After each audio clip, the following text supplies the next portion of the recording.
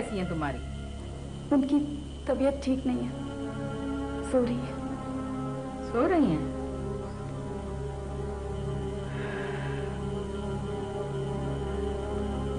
अच्छा, खुदा हाफिज।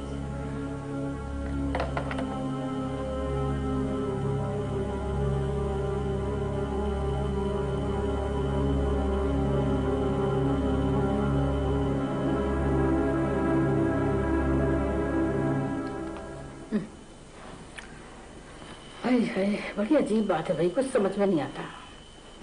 भाई साहब घर से गायब और बेगम साहिबा हैं क्या आराम की नींद पड़ी सो रही हैं। लो पान तो लो। इसमें अजीब क्या बात है? अक्सर चले जाते हो इसी तरह बगैर बताए। तुम्हारी अम्मा है ना, इनको इस दफा कुछ ज्यादा ही फिक्र खा रही है अपने भाई की। तुम्हें मालूम है मेरी छठी हिस्स बहुत तेज है। तुम्हें याद है वो नौशाबा को मैंने बताया था, एक्सीडेंट से बाल बाल बची थी वो। और इस दफा भी मुझे लग रहा है भाई साहब के साथ जरूर कोई ना कोई। अम्मी प्लीज बस करें, क्यों बुरी बात मुंह से निकालती? खुदा ना खास्ता उन्हें कुछ हो गया तो? बताओ इन्हें, कभी कभार मुंह से निकली बात पूरी हो जाती है। अच्छा देखो बेटा, अगर शाम तक भाई साहब की कोई इत्तिला न मिले तो क्या? तुम उनके दफ्तर जाना और पता करके आना। जाओ बेटा। अच्छा देखो, दफ्तर जाने के बाद अगर वहां से भी कोई इत्तिला न मिले तो तुम सीधे पुलिस स्टेशन जाना और रिपोर्ट दर्ज करा देना। अरे दुनिया क्या कहेगी, भाई घर से गायब है और बहन है कि उसे कोई फिक्र ही नहीं है, परवाही नहीं है। अम्मी प्लीज। ठीक है, मैं खुद चली जाऊंगी। मैं जाऊंगी पुलिस स्टेशन और रिपोर्ट दर्ज कराऊंगी मैं खुद।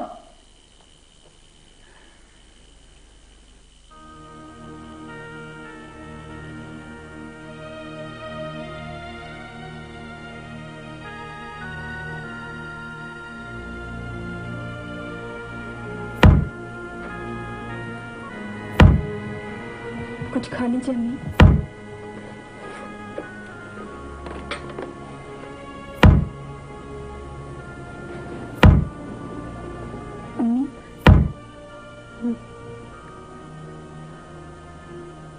पुलिस आ गई? नहीं अम्मी, कोई नहीं आया, कोई भी नहीं आया। आपको अल्लाह ताला पर भरोसा है ना? वो अपने बंदों के साथ कभी ज्यादती नहीं करता।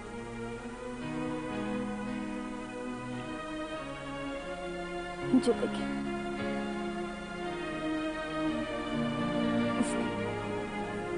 उसने अचानक कितना हौसला तो दिया मुझ में।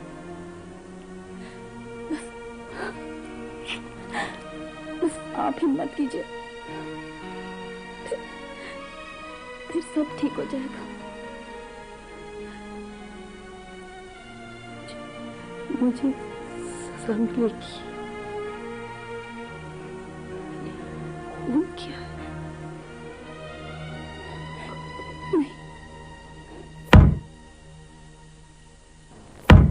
फैक्ट्री और बंगला भाई साहब के नाम है। क्या पता वो भी उन्होंने जहारा के नाम कर दिया हो तो? तुम तो बैठे बैठे कयास आ रहा यही करते रहना और इसी तरह उम्र भर परचून की दुकान पे बैठे हल्दी धनिया बेचा करना। हाँ, तुम आखिर चाहती क्या हो? देखो मेरी बात सुनो, सामने रास्ता सीधा दिखाई दे रहा है, तुम आंखों पे पट्टी बांधे बैठे हो। किस कदर लालची औरत हो तुम। लालची?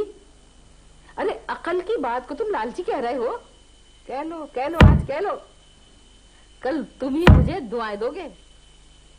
मेरा भाई बहुत नेक, बड़ा सीधा साधा था। जिस दिन जहारा को ब्याह के लाया था मुझे उसी दिन से खटका था कि ये कोई ना कोई गुल खिलाएगी जरूर। और ये खटका क्यों हुआ था आपको? इनकी छठी बहुत तेज है जी। हम छठी इस पे बिलीव नहीं करते, हम आंखों देखी बात मानते हैं। कोई गवाह या कोई सबूत है आपके पास? जी जी। क्या?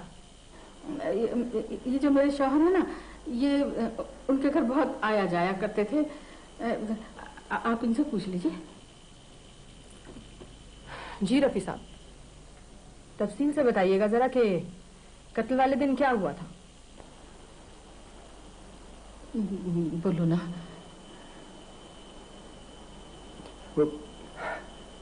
मेरा हल्ला खुशकुरा है मुनल, तुम ही बता दो।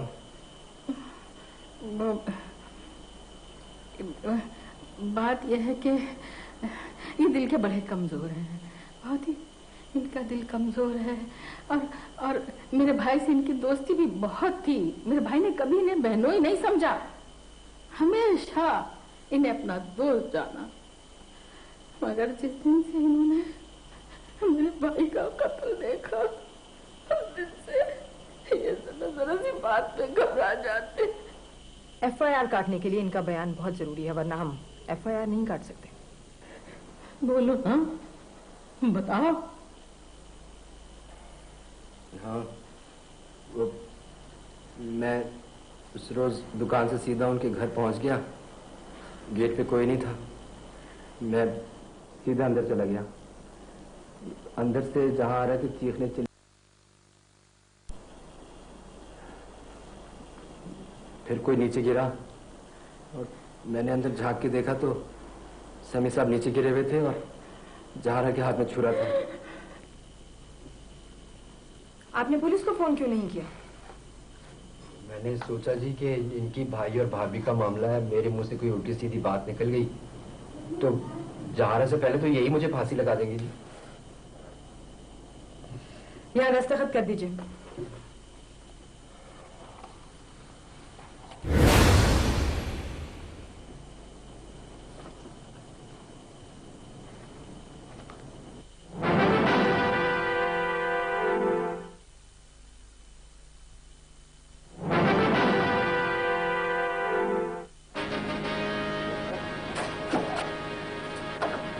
अस्सलाम वालेकुम। वालेकुम सलाम। कोई पता चला साहब का?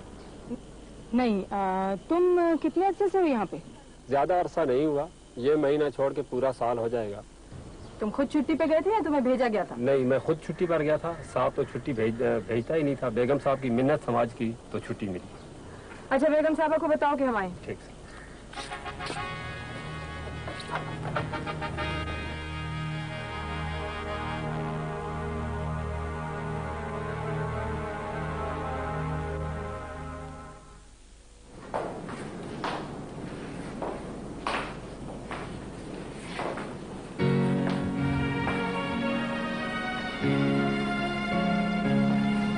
अस्सलाम वालेकुम, इंस्पेक्टर शैला अहमद। वालेकुम सलाम। आप लोगों ने बहुत इंतजार करवाया। जी, आपने हमें बुलाया कब था? अम्मी तो मुझे बार बार कह रही थी कि मैं फोन कर दूं। तो फिर क्यों नहीं किया आपने? हम कुछ देर और ये मुझे की मुंतजर थी। रफी साहब और उनकी बेगम ने आप लोगों के खिलाफ FIR कटाई है। कर चुकी।